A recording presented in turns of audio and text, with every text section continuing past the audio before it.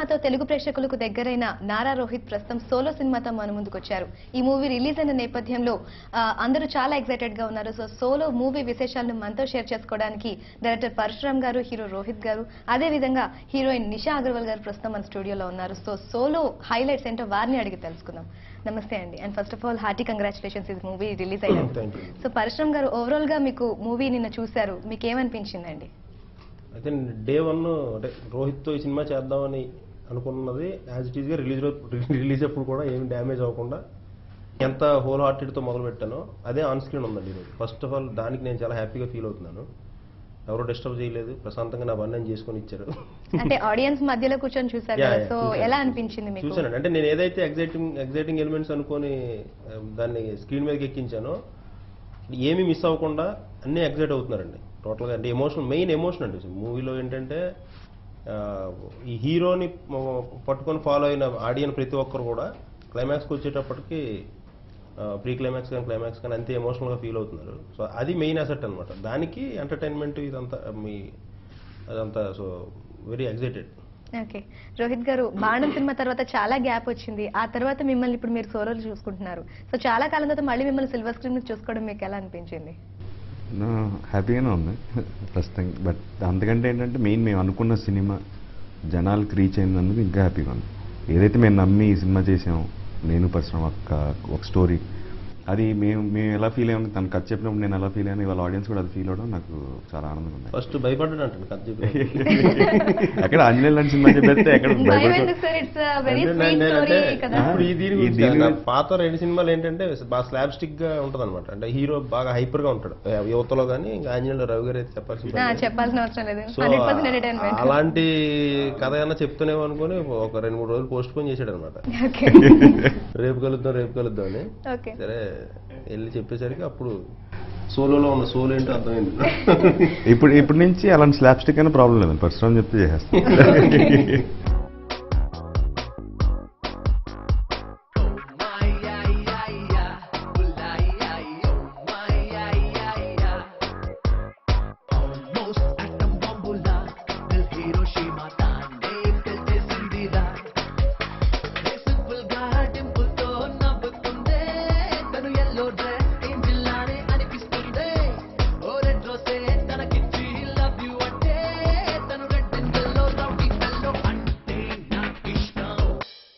నిషా అగర్వాల్ గారు, మీ debut movie ఏమైంది ఈవేళ తర్వాత ఈ మూవీ చేశారు.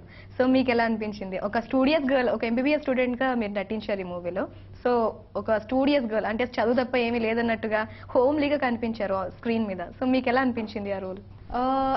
I loved the role. First of all, when Bujisa narrated the script, I was totally convinced that I wanted to play Vaishnavi. And like you said, she is a studious girl who is doing her MBBS and very, very attached to her family, especially her father. Yeah.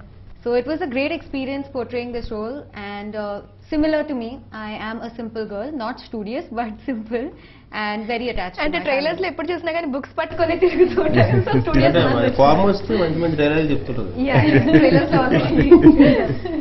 అంటే పరశురామ్ గారు, ఇప్పుడు తండ్రి character అనగానే ప్రకాష్ రాజ్ గారు ఇప్పటికే చాలా తండ్రి characters చేశారు. ఆకాశం అంతా తీసుకోవచ్చు, బొమ్మరిల్లు తీసుకోవచ్చు. అంటే ఒక టిపికల్ ఫాదర్ క్యారెక్టర్ లో ఒదిగిపోయి, అంటే మూవీలో ఆయన క్యారెక్టర్ చుట్టూ కథ తిరిగేటట్టుగా అంత స్ట్రాంగ్ గా ఉంటుంది ఆయన క్యారెక్టర్, ఆయన పర్ఫార్మెన్స్ అలానే ఉంటుంది. సో ఈ మూవీలో నిషా అగర్వాల్ ఫాదర్ గా చేశారు. సో ఇంపాక్ట్ ఎలా క్రియేట్ చేశారు ఆ మూవీలో ప్రకాష్ రాజ్ గారు? అంటే ఈ మూవీ కథకు వచ్చి అయితే హీరో కథనండి, హీరో చుట్టే తిరుగుతుంటది కదా. బట్ ఏంటంటే అపోజిషన్ అనేది, అంటే హీరోకి, అంటే ఈ సినిమాలో ఏంటంటే గుడ్ వర్సెస్ గుడ్ అండి మెయిన్. సినిమాలో బ్యాడ్ అనేది ఎక్కడ ఉండదు, అంటే మంచికి జరిగే పోరాటం అనమాట ఇది. సో అదేంటంటే మనకి ఈ కొట్టుకోవడాలు ఇలాంటివన్నీ లేవన్నమాట సినిమాలో. అంటే హార్ట్తోనే మారాలి. సో నేను ఈ కథ అనుకున్నప్పుడు అంటే బై డిఫాల్ట్ అంతే, ఇంకా రాసేటప్పుడు అంటే రాసేటప్పుడు డైలాగ్స్ విషయం ముఖ్యంగా చెప్పుకోవాలండి. ఒక డైలాగ్ ఉంది, అంటే పుట్టేటప్పుడు నా దగ్గర నలుగురు లేకపోవడం నా తప్పు ఎలా ఉంటుంది, పోయేటప్పుడు నా దగ్గర నలుగురు లేకపోతే అది నా తప్పు అవుతుంది. సో అటువంటి డైలాగ్స్ డెఫినెట్ గా చాలా క్యాచింగ్ గా ఉన్నాయి. సో ఆ డైలాగ్స్ రైటర్స్ గురించి, వాళ్ళ గురించి story, screen play, dialogues and direction మొత్తం నా 3 సినిమాలకి నేనే. నా స్ట్రెంత్ కూడా డైలాగ్స్ యాక్చువల్ గా. సో అంటే అది హీరోకి ప్రకాష్ రాజ్ కి మధ్య జరిగే ఒక చిన్న ఉన్న ఇదన్నమాట. అటువంటి డైలాగ్స్ విన్నప్పుడు audience yeah this is very nice dialogue అలాంటివి చాలా ఉన్నాయి సినిమాలో, అలాంటివి చాలా ఉన్నాయి. యా సో ఇంకా ప్రకాష్ రాజ్ గారిని పెట్టుకోవడం అంటే ఇంక వేరే ఇంకా దారి లేదని చెప్పాలి. ఇంకా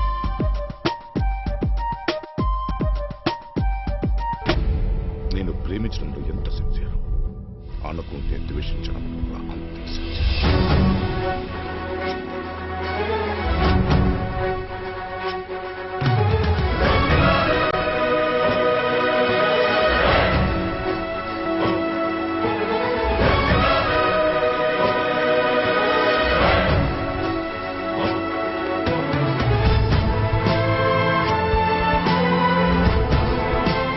నేను పోయేటప్పుడు నలుగురు నా చుట్టూ లేకపోతే నా తప్పు అవుతుంది, కానీ పుట్టేటప్పుడు నలుగురు లేకపోతే నా తప్పు ఎలా అవుతుంది? ఈ సాంగ్ చిత్రీకరణ అంతా ఏ లొకేషన్స్ లో చేశారండి? మొత్తం వైజాగ్ దగ్గర ఎక్కువ చేసామండి. ఒక సాంగ్ ఇక్కడ హైదరాబాద్లో చేసాం. స్టేట్ కూడా దాటలేదు అసలు మొత్తం ఇక్కడ. కానీ బీచ్ బ్యాక్ డ్రాప్ లో ఉన్న కొన్ని సాంగ్స్ చూస్తే ఎక్కడో ఫారెన్ లో తీసిన ఫీలింగ్ వచ్చింది. ఇక్కడ- అంతా ఇక్కడ ఐసోలేటెడ్ ఏరియాస్ లాగా చాలా బాగున్నాయి అవి. టేకింగ్ అంతా కూడా చాలా బాగుంది. సో ఓవరాల్ గా ఎన్ని రోజులు జరిగిందండి షూటింగ్ ఈ మూవీ? టోటల్ 50 days అండి, 50 working days. Only 50 days Yeah, 50 days. Okay sir, మీ ఆంజనేయులు మూవీ చూసిన తర్వాత ఆడియన్స్ అందరూ ఒక హై ఎక్స్పెక్టేషన్స్ పెట్టుకున్నారు. అంటే Yeah. అది ఫస్ట్ ఫ్రేమ్ నుంచి లాస్ట్ ఫ్రేమ్ లో అక్కడక్కడ కొంచెం సెంటిమెంట్ ఉన్నా కానీ రవితేజ ఫుల్ ఎనర్జీ అవునండి. 200% ఇచ్చినట్టు కనిపించేసింది. సో ఈ మూవీలో ఎంటర్టైన్మెంట్ బేసిస్ ఎంత ఉంది అంటే ఆంజనేయులు డైరెక్టర్ అనగానే డెఫినెట్ గా ఆంజనేయులు గుర్తొచ్చేస్తుంది. సో ఎలా ఉంది కామెడీ ట్రాక్ ఇందులో ఎలా ఉంది? అంటే ఇందులో అన్ని కథలోనే ఉంటాయండి టోటల్గా. అంటే కథలోంచి జనరేట్ చేసిన అంటే కావాలని పని కట్టుకొని కూర్చొని చేసిన ఏం లేవు.